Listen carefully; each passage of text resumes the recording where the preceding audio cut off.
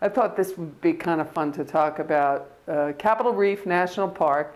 All these years of living out west in Colorado and traveling every weekend in the spring and fall to Utah, in 2011, I finally made my way out to Capitol Reef. And Capitol Reef National Park is a real gem.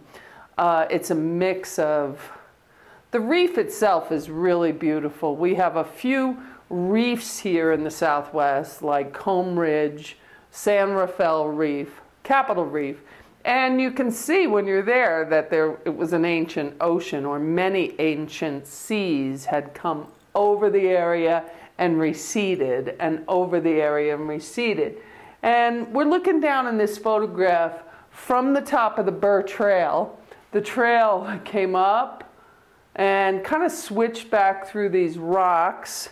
And the road is down in here. You can't really see it because I've hidden it from your view. But standing at the top of the Burr Trail, looking down what's called Strike Valley, looking out at the Henry Mountains, at Mount Ellen is the peak of the Henry Mountains, and this beautiful, beautiful cliff wall showing up in the distance.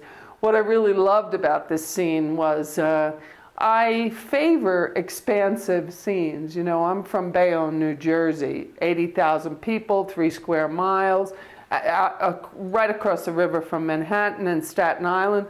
Love it there, but we do not have the kind of skies and expansive space that we have out here in the Southwest. And it really speaks to expansiveness within my being, and I love that about being out here in the West. And I do try to capture images that speak to that expansiveness. And I hope you see in this one a great deal of expansion all the way down the cliff walls, down Strike Valley. This peak, actually, this range, the Henrys, is probably from where I'm standing about 10 miles away. But I am using a lens, a relatively long lens, my 16-85. The 16 isn't long, but the 85 is, to bring that space closer. Longer lenses compress background images and bring background forms and give them the feeling of being closer. And where I was standing right on the top of this, the wind was blowing like crazy. So this is one of those times when you are not photographing wildflowers.